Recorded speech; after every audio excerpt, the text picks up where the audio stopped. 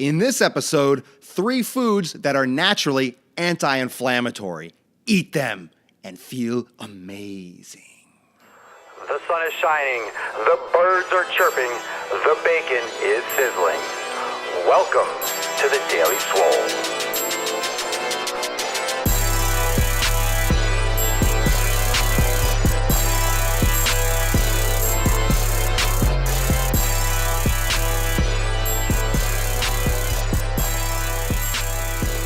Welcome, everyone, to episode 236 of the Daily Mother Swole. 236 of the Daily Mother Swole, ready to close out 2016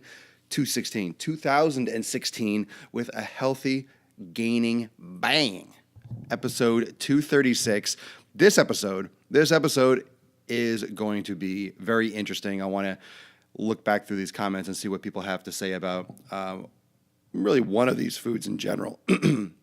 Sorry if I'm talking a little bit weird. My voice is a little bit, my throat's a little bit still funky, but the Swolenormous still goes on and still trudges on, as should all of you. Things are going to come up in your way, and you're just going to keep on pushing forward. So this episode is going to talk a little bit about food and how you can create a little more balance in your diet. And I'm going to explain right now. Daily Mother Swole, yeah. Ah, great, Randy. I'm glad you found me. That's awesome. So thank you, everyone, for joining. Here we go. Let's get started. Welcome, everyone, to 236 of the Daily Mother Swole. Thank you for joining me live on Facebook. Thank you for listening in on SoundCloud and iTunes, and, of course, watching on YouTube. Thank you so much for joining me. Those of you that are on Facebook, thank you for sharing this broadcast. This is episode 236, and today is a nutrition-based episode. And as we start to close out 2016, we've been talking a lot about program design, a lot about manipulating your program, what exercise to do, what you should be adding to your workouts, but also we really have to look at what things you can add and how you can tweak your nutrition, how you can kind of keep on fine-tuning what you're doing on the daily in the kitchen and what you can add. Not necessarily, how much carbs should I eat or how much protein should I eat, but what are the little things, the accessories to your diet that you can add that will help improve your overall performance and the way you feel, because how you feel during the day and how your body reacts, your energy levels, your health, just your ability to be consistent, that's going to make a big difference in your overall progress. So if you're sick half the time or you're in aches and pains half the time, you're not going to be going to the gym. You're not going to be consistent in getting things done. So it's really very, very, very important that you have a balanced diet in the sense that one that fits your lifestyle. Everyone's going to need different amounts of nutrients. Everyone's going to need different levels of vitamins. And that's going to really come down to what you're able to eat during the day, what your body is demanding of you, and of course, genetics, what your specific body actually requires.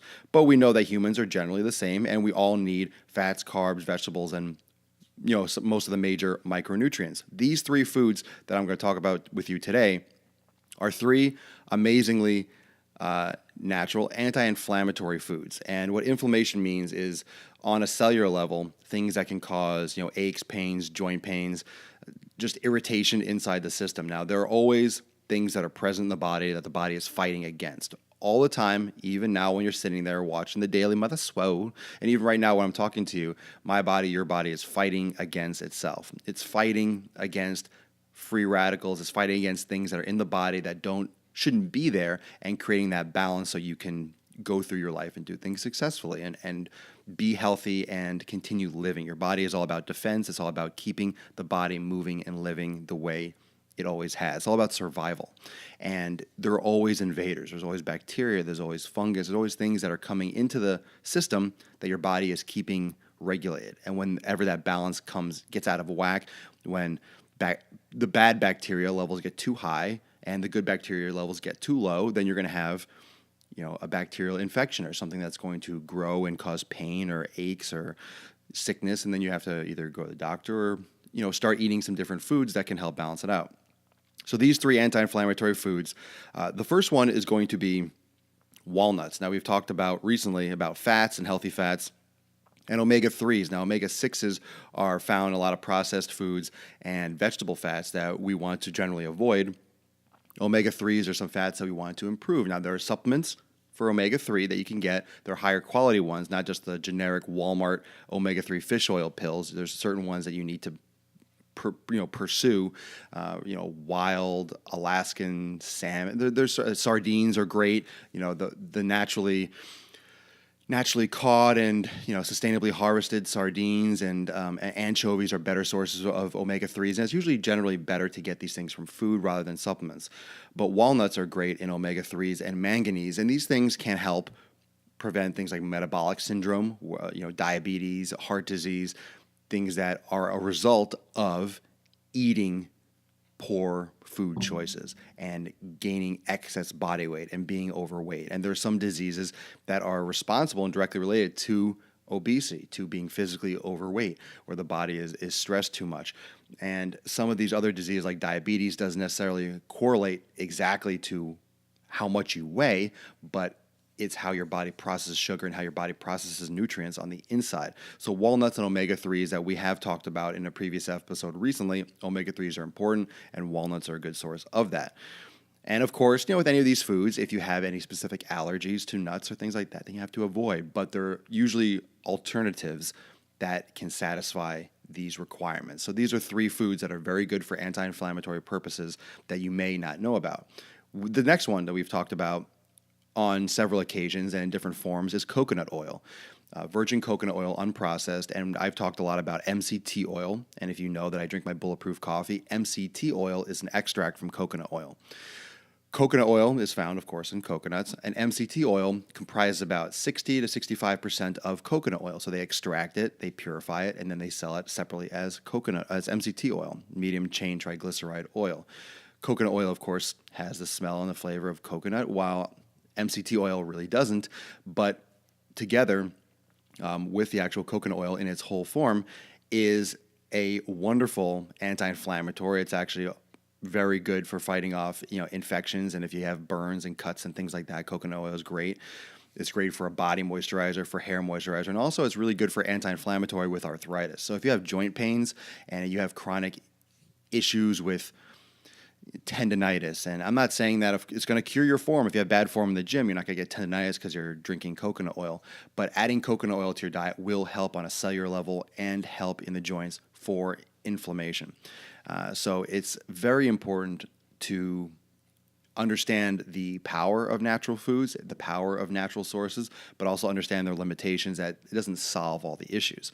It's going to make a big difference, and the reason why coconut oil can be and MCT oil can be such a versatile food is you can use these things in your natural salad dressings. You can substitute these things out for butter. You can use these in place of other things that might be higher in poor sources of fat, might be higher in sugar, might be higher in, let's say trans fats like margarines and things like that. So you need to use these elements or these foods and these natural foods as replacements in many cases. And you'll learn to love them more because they have better flavor. They have you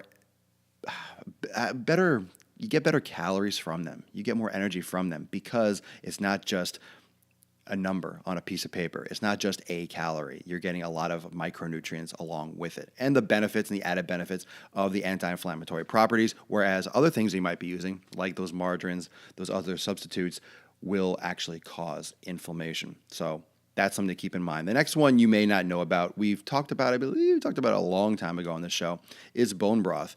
And bone broth is fantastic, as we've talked about before. Here, lifting weights is super important because lifting weights helps stimulate bone growth, and bones are where you store calcium and minerals in the body. And the same thing with an animal.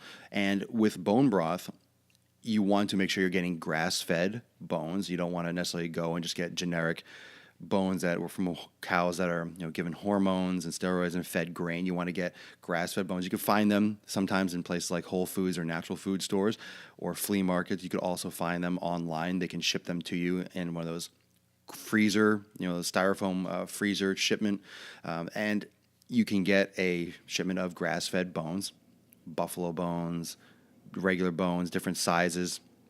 And there's a reason why animals and people love to eat bones and chew on bones is because bone broth, for example, calcium, magnesium, phosphorus, you get silicon, you have sulfur, you even have chondroitin sulfates and glucosamine. These are things that you take in pill form when you want to reduce joint pain. And these healthy fats and the things that leach out of the bones when you put them in a crock pot, when you boil them. The broth, especially this time of year, that's why I want to mention it, is fantastic addition. It's a great thing to drink first thing in the morning. It helps neutralize and create more homeostasis in your gut biome. You have a whole ecosystem inside your intestines, inside your intestinal tracts, where you have good bacteria and bad bacteria creating a balance. When you're introducing a lot of, let's say acidic foods or poor food choices, let's just generalize it, that can cause an overgrowth of bad bacteria, you'll have a lot of inflammation in the intestinal tract. And what happens with the intestinal tract is you have little tiny holes and little tiny areas in the intestines that absorb the nutrients that you're digesting. Once it's small enough to be digested and absorbed, the intestines absorb these nutrients to get into the bloodstream. When you have inflammation in the intestines, you get swelling in the cellular walls of the intestines. When they're swelling, those spaces, those holes that absorb nutrients, get larger and then absorb larger pieces of nutrients and can absorb things that should not be absorbed. And this is a way that people get a lot of food allergies, because if larger chunks, for example, absorb through these inflamed pockets in the intestines, your body inside starts seeing these invaders. And it's actually food, but they can see these invaders and start attacking natural food. And this is one of the reasons why some people develop food allergies, because larger pieces, for example, get into the bloodstream and the body starts attacking these foods as invaders and creates allergic responses to food that you're eating, which you might not have had before. That's why it's important to be in touch with your body. And that's another reason why some people might have allergies when they're 30 that they didn't have when they're 20. Because of your poor diet choices, you might create an allergic reaction. If you eat the same food all the time, you can create some type of inflammatory response in the body. So it is important to change what you're eating sometimes, to not eat too many things in extreme, overload and overblown proportion, to eat a lot of these anti-inflammatory foods to make sure that your intestinal tract and your gut is healthy, is not inflamed. And the reason why anti-inflammatory foods is so excellent is because the intestines are more soothed, because the cellular processes in the joints and in the muscle tissue, the tendons, are reduced. That would cause inflammation, that would cause irritation and joint pain, arthritis, things of that nature. All of those things and more. There are many more foods that do help with anti-inflammatory processes, but these are three that are easily accessible. The bone broth is a little more fringe for some of you. You might not be aware, but everyone probably had a grandmother, someone who used to use the whole roast. You eat the food, then you take the bones, you chew on the bones, you soak the bones, you make soup and broth out of the bones.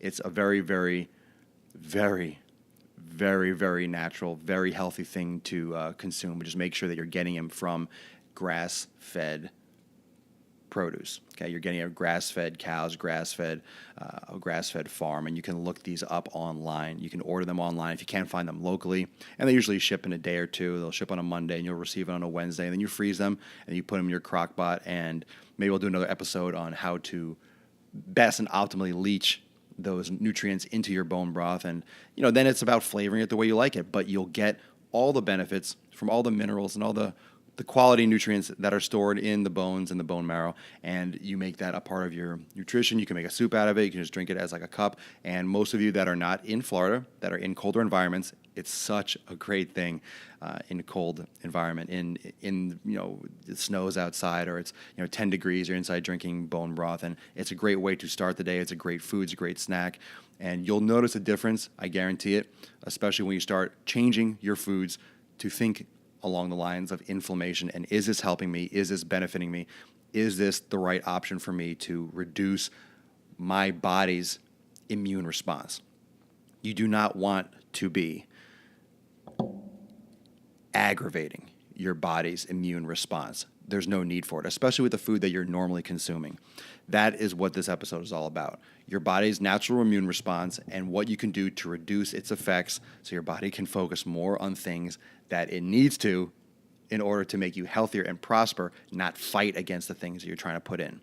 Thank you for joining me for episode 236 of the Daily Mother Swole. I'll see everyone tomorrow at 12 noon Eastern Time. If you have any questions, leave them in the comments below. every day, 12 noon Eastern time. If you're just finding the Daily Swole, thank you for sharing this broadcast. I know it's coming up to the end of the year, but I want as many people as possible to jump onto these because the next few episodes are going to be really, really informational to get everyone just going up that roller coaster of 2016 so we could plunge right into 2017 and hit the ground running. So thank you for joining me live on Facebook, 12 noon Eastern time every day. Thanks for watching on YouTube and listening in on SoundCloud and iTunes for the podcast. Those of you that have been leaving me reviews on iTunes and SoundCloud, thank you so much. I really appreciate it. And I'll see everyone tomorrow at 12 noon Eastern time for episode 237 of The Daily Swole. Peace out. Enjoy the rest of your Wednesday.